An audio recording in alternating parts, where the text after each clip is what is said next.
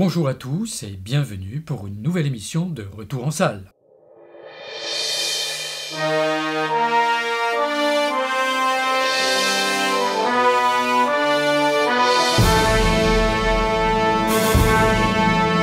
The Expendables 3, film américain réalisé par Patrick Hughes, qui est sorti le 20 août dernier dans les salles. Papa là, tu fais quoi là? Rien. Eh ben, va rien faire, là-bas. Allez.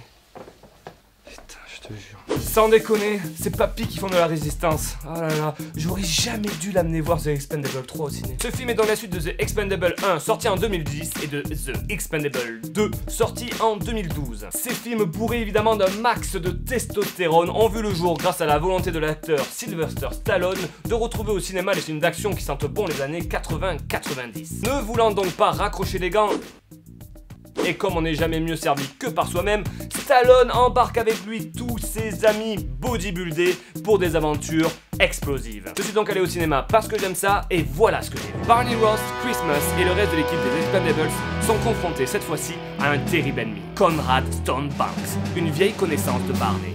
Autrefois ami et cofondateur des Expendables, Barney avait été obligé lors d'une mission de tuer Stone Banks. Du moins, c'est ce qu'il croyait.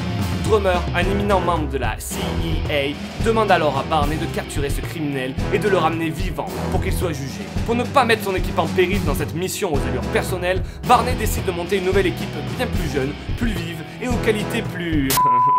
ouais, dans l'air du temps, c'est ça. Cette mission va vite tourner au fiasco et l'aide des anciens Expendables ne sera pas de trop pour arriver à vaincre cet adversaire redoutable, armé jusqu'aux dents. Cette bataille va nécessiter beaucoup de munitions, d'explosions et de sang-froid, et toute aide sera plus que la bienvenue. Quel plaisir de revoir des gueules qui ont bercé toute mon enfance, et en plus, ils n'ont pas changé du tout. The Expendables 3 est vraiment dans la lignée du 1 et du 2, on retrouve de l'action pure et dure, des répliques cinglantes et carrément badass, le genre de celles qui ne marchent pas du tout quand on les sort nous-mêmes. Ouais, c'est pas entre les yeux que je vais te buter, je vais te buter entre les couilles. Le tout est saupoudré d'une bonne dose d'humour et d'autodérision. Ces héros des films d'action ont certes vieilli, mais ils pètent toujours la forme, et c'est un vrai plaisir de les voir tous réunis pour... Pourquoi faire déjà ? Ah ouais, peut-être pour discuter du sens de la vie. Franchement, qui n'a jamais rêvé de voir réunis dans un seul film Sylvester Stallone, Arnold Schwarzenegger, Jason Statham, Antonio Banderas, Harrison Ford et encore bien d'autres. Et oui, c'est là que réside essentiellement l'intérêt de The Expendables 3, le casting qui est tout juste monstrueux. Regardez-moi cette liste de ouf, on peut même pas les compter sur les doigts tellement ils sont nombreux. Je donne une mention spéciale avec félicitations du jury à Mel Gibson qui joue le rôle du méchant tracassé du cerveau, il est juste tip top. Antonio Banderas est vraiment pas mal aussi, c'est le ressort comique du film et son jeu vaut bien un hôtel 5 étoiles. Et ce n'est pas fini, on a encore droit à plein de nouvelles têtes comme Caroline Lutz alias John Smile, Rodan Rossé dans le rôle de Luna ou encore Glenn Powell dans celui de Thorne. Thorne, fils d'Odin! Tu t'es trompé de licence mon gars, range ce marteau et ferme ta gueule. Donc je disais, un casting de fou, des scènes d'action qui pétaradent à tout va, des clins d'œil et références aux vieux films d'action des années 80-90, de l'humour et de la testostérone. Et oui, c'est ça la force de The Expendables. Pour ce qui est du scénar, au début je l'ai trouvé excellent. J'étais étonné, je me suis dit non mais quel chef-d'œuvre! Des dialogues style Audiard, des enjeux dramatiques inédits, des rebondissements inattendus et des personnages tellement bien écrits que je me suis levé à la fin du film pour applaudir. C'est à ce moment-là que j'ai vu que je m'étais trompé de salle. Ouais, j'étais allé voir le Hobbit. Bref, dans cet épisode, on sent bien que le scénario est moins bien travaillé que les précédents, qui étaient déjà mauvais. Il y a moins d'humour au final, et pourtant, on s'en bat le steak. Car oui, et moi j'ai pas honte de le dire, j'ai passé un bon moment avec mes vieux héros de mon enfance. Oui, c'est un film de divertissement comme on aime nous, les vrais mecs virils.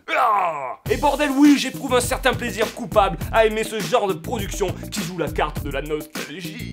Voilà, ça c'est dit, pas honte de dire les choses. Je terminerai tout de même par un truc qui m'a laissé sur la fin, la séquence finale du film. Nos héros doivent ici survivre à une vague d'ennemis, tout en sachant que dans une vingtaine de minutes, tout va exploser. Cette séquence est pas mal ficelée, même si, côté budget, oh là là, on fonctionne à l'économie. Tout a été tourné dans des ruines en Bulgarie et, comment dire, ouais, c'est vraiment tout moisi comme décor. En même temps, les acteurs, ils ont dû prendre les 3/4 du budget, ouais, ça doit être pour ça.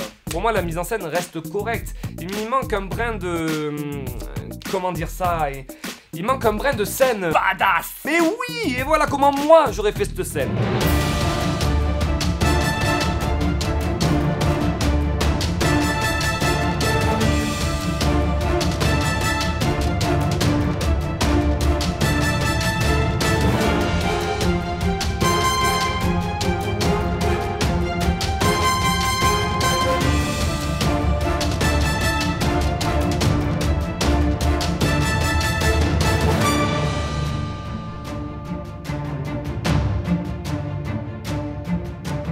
résumé, The Expendables 3 est le film d'action et de divertissement auquel on s'attend. L'humour et sa pléiade d'acteurs sont pour moi le cœur de cette licence qui a encore de beaux jours devant elle. Je regretterai seulement deux choses, le manque d'envergure de certaines scènes d'action et le budget qui semble passer essentiellement dans le cachet des acteurs ou dans leurs produits de musculation.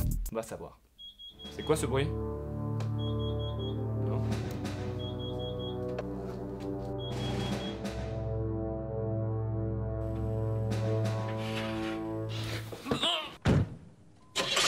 Et merci à tous pour avoir regardé ce nouvel épisode de Retour en salle. Et n'oubliez pas de vous abonner à ma chaîne YouTube en cliquant sur le lien en haut à droite de la vidéo. Ce serait gentil. Ouais, je vous ai fait un clin d'œil là, mais ça se voit pas. Vous pouvez aussi suivre l'actualité de Retour en salle sur Facebook, Twitter, Google+. Vous trouverez les liens juste en dessous de la vidéo dans la description. Et je vous dis à bientôt, enfin, j'espère. Et ferme ta gueule!